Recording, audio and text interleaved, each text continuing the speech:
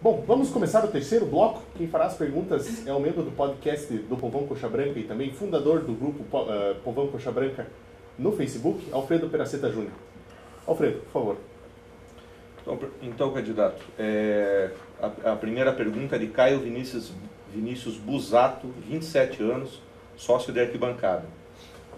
A atual gestão se notabilizou por pagar altíssimos salários para jogadores no máximo medianos, como por exemplo Gil e Chico. Gostaria de saber o que a atual chapa da situação acha a respeito disso e por que o Curitiba não consegue lucrar com suas categorias de base. Bom, Busato, primeiro você está equivocado, né? Porque o Curitiba é a 13ª folha do Brasil. Dos 20 clubes da primeira divisão, nós somos o 13º. Os dois jogadores citados, isso é uma concepção tua, porque evidentemente nós estamos dentro da média do mercado. E bem abaixo da média do mercado, considerando os salários que são pagos hoje no futebol brasileiro. Conceitualmente, os salários são altos, eu concordo. Eu acho que todos os salários são altíssimos no Brasil e nós temos que rever essa questão, mas essa é uma questão de conjuntura econômica que os clubes têm que administrar no futuro. O que mais, Cadê?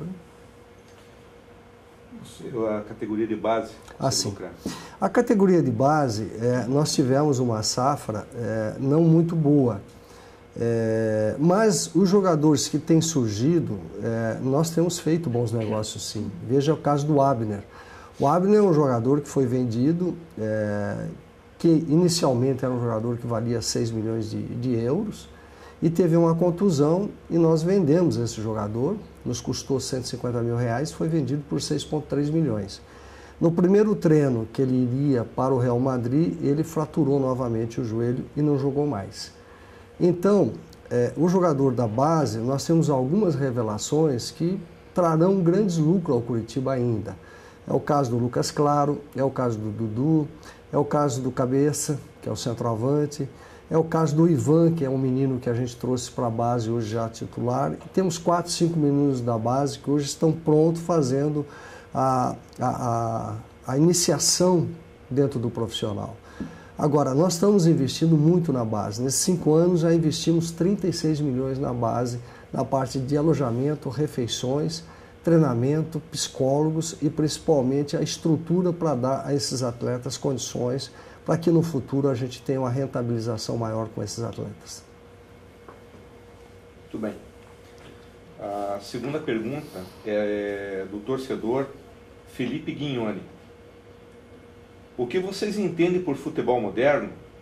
E descreva 5 situações que considera como erro na administração atual, a qual participa da chapa. O qual participa da chapa. Bom, futebol moderno, o que é futebol moderno? Futebol moderno é uma atuação em todos os níveis dentro do conceito tático que o treinador define. Então, o treinador do profissional, ele define toda a estruturação de base, desde o sub-14, sub-15, sub-17, sub-20, sub-23. E como funciona isso? Ele tem o instrumento de matéria-prima desses jogadores para colocar no time profissional. A base não pode servir apenas para títulos e nem é essa a importância de títulos. O grande papel da base é justamente preparar jogadores com matéria-prima para o futebol. Evidentemente, a definição tática depende muito de como se joga. O Brasil adota um sistema de losango, que é o sistema mais usado. Nós temos o 4-4-2 e temos o 3-5-2, que ele pode se tornar 4-4-2 quando um primeiro volante volta a fazer a sobra ou quando ele dá 2 passos para frente, ele passa a ser o primeiro volante. Nessa definição, cabe ao treinador que tem que estudar o perfil da sua equipe para ele adequar, evidentemente, o melhor sistema de jogo, né? A questão dos 5 erros que nós tivemos, eu acho que o primeiro foi investir muito em jogadores experientes que não trouxeram o resultado adequado que nós precisávamos. Nós tivemos um patamar até 2012, que nós chegamos entre os 6 melhores do Brasil, nós tínhamos uma definição. ou subir para um patamar para Libertadores ou permanecer e cair. Nós optamos em investir para ir para um patamar de Libertadores. E nas contratações nós não fomos felizes. E nesse caso nós erramos, evidentemente, porque aí nós tivemos dificuldade de manter o time nas condições que nós gostaríamos. Esse eu acho que foi um dos grandes erros nossos, que eu defino como um dos 5 grandes erros que nós tivemos. Muito bem. A terceira pergunta, candidato, vem de Eduardo Leonardo Ribeiro, 32 anos, sócio da Mauá. Qual é o futuro do estádio Couto Pereira e qual será a política em relação aos ingressos avulsos para o ano de 2015? Bom, o futuro do Couto Pereira é um estádio nosso, né? Pago com o nosso suor. Né? Cada um dos torcedores do Curitiba pagaram aquele estádio. E nós revitalizamos, melhoramos o estádio e temos plano para o futuro para esse estádio. Evidentemente que a grande prioridade que nós temos para 2015, 16 e 17 é o futebol. Porque a grife nosso é o futebol. Não adianta você ter um estádio moderníssimo e o time está na 2ª divisão. Nós precisamos dar condições do estádio para que você tenha qualidade, conforto ao teu torcedor, mas basicamente você precisa ter um time forte, um time competitivo. Esses últimos anos nós investimos muito no patrimônio. Não porque nós fizemos uma opção pelo patrimônio, é porque era necessário. Nós não tínhamos condições de deixar de investir porque o estádio estava degradado. Então nós fizemos esse investimento. Vamos continuar, evidentemente, a fazer esses novos investimentos, porque o estádio é a nossa casa. Mas vamos atuar basicamente na qualificação do nosso time, porque nós precisamos ter um time competitivo, um time forte, um time coeso e um time que encaixe dentro do perfil que o treinador gostaria para que a gente possa disputar títulos nesses anos que vão seguir o nosso futebol. Tem tempo ainda? Que faltou a relação aos ingressos avulsos? Bom, os ingressos avulsos não terão alteração para o ano que vem. Ok. Bom, a quarta pergunta é de Maurício César Canestraro, sócio da cadeira superior. Se eleito, quem será o nome forte do futebol do Curitiba para assumir o cargo remunerado? Bom, essa é uma questão muito delicada do futebol, porque nós temos hoje profissionais no mercado e tem muitos profissionais hoje que se destacam. Por exemplo, nós temos hoje quais são os grandes profissionais do mercado. Tivemos um aqui, 4 anos, fez 2 anos muito bom, trabalho excelente, que foi o Felipe, e nos últimos 1 ano e meio não foi feliz, né? Temos o Rodrigo Caetano hoje, que é um executivo que trabalha no Rio hoje, trabalhou no Grêmio, trabalhou no Fluminense, trabalhou no Vasco e agora está voltando para o Flamengo, segundo informações que eu tenho. E tem muitos profissionais no mercado, mas esse é um nível muito sensível que você tem que olhar com muito cuidado, porque na realidade ele tem que ser uma pessoa extremamente inteligente, extremamente visionário com relação ao mercado e principalmente ele ter um trânsito dentro do vestiário muito fácil com o plantel, com os jogadores, com o treinador e com a comissão técnica. Hoje nós temos o Anderson Barros, que é um profissional que tem uma experiência muito grande, e temos o superintendente executivo, que é o André Mazzuco.